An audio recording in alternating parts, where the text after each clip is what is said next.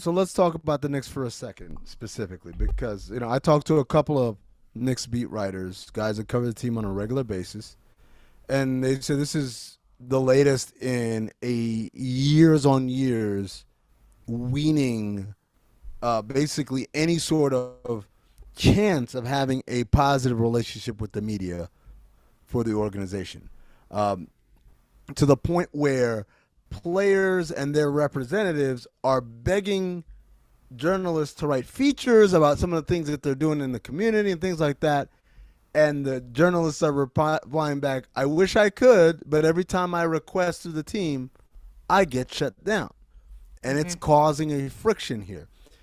The Knicks policy now is unless it is a mandatory media event as dictated by the NBA, they're just not going to make anyone available to the media And it unless the, makes the NBA says you have to Well, do it. So at this point, my question becomes, and I know you guys want to jump in on this, but I just want to get this question out first. At what point does Adam Silver have to say, this is bad for business? You can't do it like this. I know the letter of the law says you only have to do availability for this, this, and this.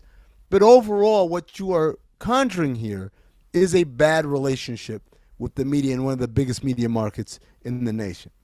the biggest. The biggest. yeah. Kate? I mean, well, it's like a classic case of what short term versus long term.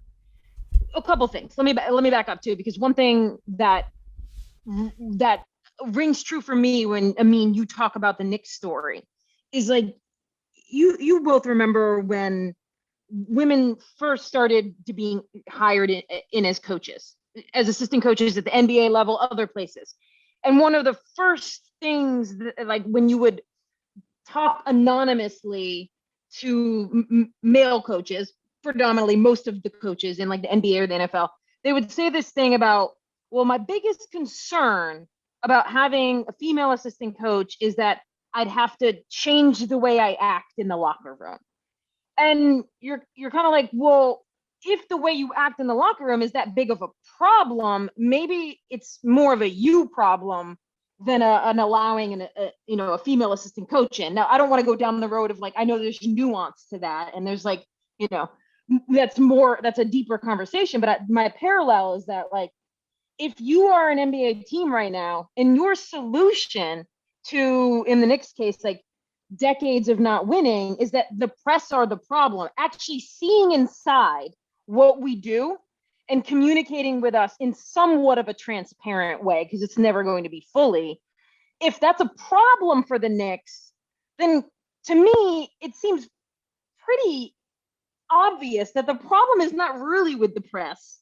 The problem is with the Knicks. And it seems odd to me that the fans, and certainly you can talk about the tabloids and that they are certainly exploitative at certain points, but like I'm making that parallel and that like to me it's like it's so obvious that like this is the biggest problem with the Knicks than with anyone else. But back to my original point, no one seems to be saying that. No, the problem is with the owner. That's what's happening here. The relationship there is similar to the relationship in Washington with Daniel Snyder, is that you've got bad actors working here. When I was on the beat, I remember numerous times getting calls. It does go both ways. The team wants to have a celebrity softball game, so will you put this in your notes column? It all depended. To me, I would do it if I had a good relationship with the team at the time. If not, do it yourselves. And there were times when a player would do it. This player's got a celebrity bowling tournament, or this one's got a golf thing for cerebral palsy or whatever. And if that player and I had a good relationship, I was happy to promote the good works that they were doing. That's not my job to promote the good works that you're doing. You're My doing him job a is to. solid. What's that?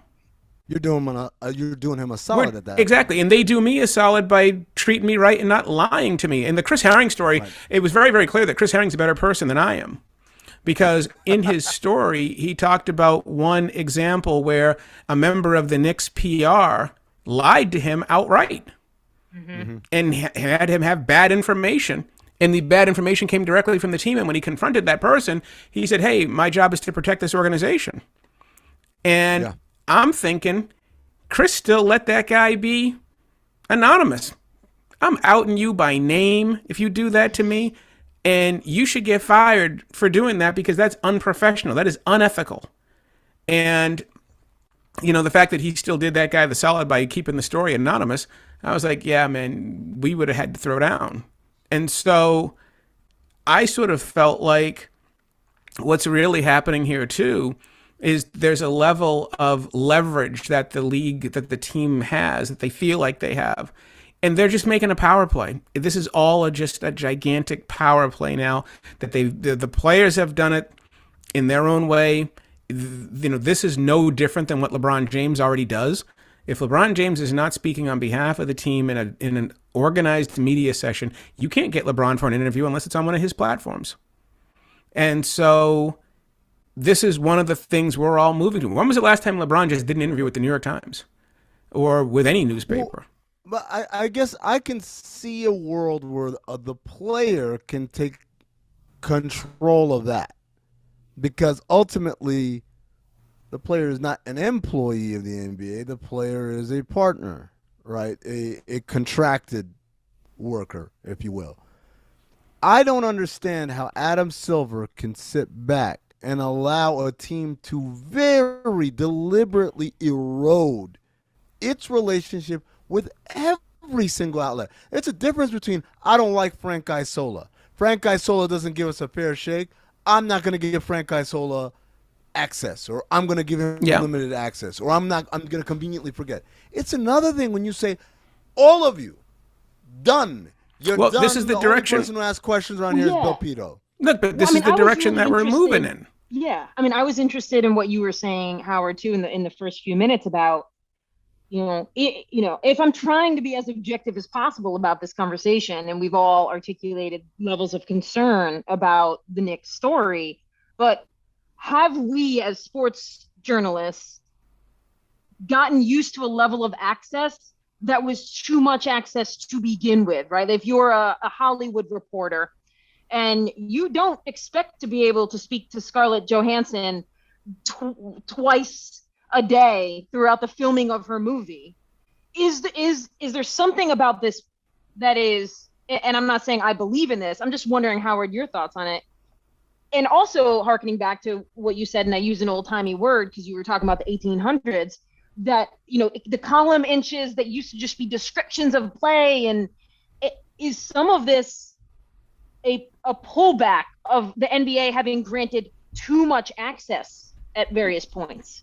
Well, yes, it's all of the above. There was a time when sports, baseball, basketball, etc., were newspaper mediums. It's not a newspaper medium anymore. Yep. They used to rely on that type of access, and it served them. The argument must be now it doesn't serve them anymore. It served them to have us write about their product, especially the NBA, which was fledgling for so long, which was they needed all the publicity they could get. It was in their best interest to bend over backwards to make sure somebody was paying attention. Mm-hmm. Those days are over. So the model that was once created, where in baseball, you would come downstairs and the clubhouse was open for 3.5 hours. Right? I mean, clubhouse opened at 3:30. 3.5 hours before game time. And then the clubhouse was closed after batting practice. The clubhouse was closed for batting practice. And then it reopened after batting practice. We had enormous amounts of access. And so what's happening now is what happens when sports believes they're like the movies. Well, we have our own network now. We have our own TV. We have our own websites. We don't need them to be in our clubhouse anymore. We don't need them to be in our locker rooms anymore. In some ways, you can make an argument that that's better for journalism. In some ways, because now it gives you the freedom to really cover this industry. If you really want to cover the industry, now you can really go after them and cover them. You're not giving the Cleveland Browns the Deshaun Watson buddy pass because you need access to the locker room. Right. One of the things that they actually do get a lot of dispensation of is the relationship when it's not as adversarial. there's a lot of stuff that doesn't get covered. For sure. So to me, the way I always viewed it was I'm covering an industry. I'm not covering my favorite team or your favorite team or the fun and games. I'm covering an industry. I'm covering the business of sports. Part of the business of sports are the players and the games and the coaches and the injuries and the ethics. It's an industry. It's no different than covering the school board or covering anything else. Yeah. And those industries existed the way they've existed because they felt they had a responsibility to the public. And the way to reach the public was to go through us. They didn't always want to do it, to your point, Kate. They didn't want to do it. Now maybe they feel like they don't have to. Now the interesting thing to your point, I mean, about what they're going to do is whether or not Adam Silver says, hey, here's an opportunity. And then all of a sudden the Boston Celtics do it. And now the Denver Nuggets are doing it and the Phoenix Suns are doing it. And this becomes the model. And then we end up, and you know that there's a relationship with European soccer where I'm sure, especially as there's more and more and more interglobal connections, where they're probably going, you know, Arsenal's like, we don't offer that. Why do you guys do it that way? Just talk to them as you walk back to the locker room. And Exactly. All Why clamoring do against you the guys? rope. You guys give how much? Or like when anyone who's covered the Olympics, mixed zone. You go to the mixed zone and that's it. That's the access you get.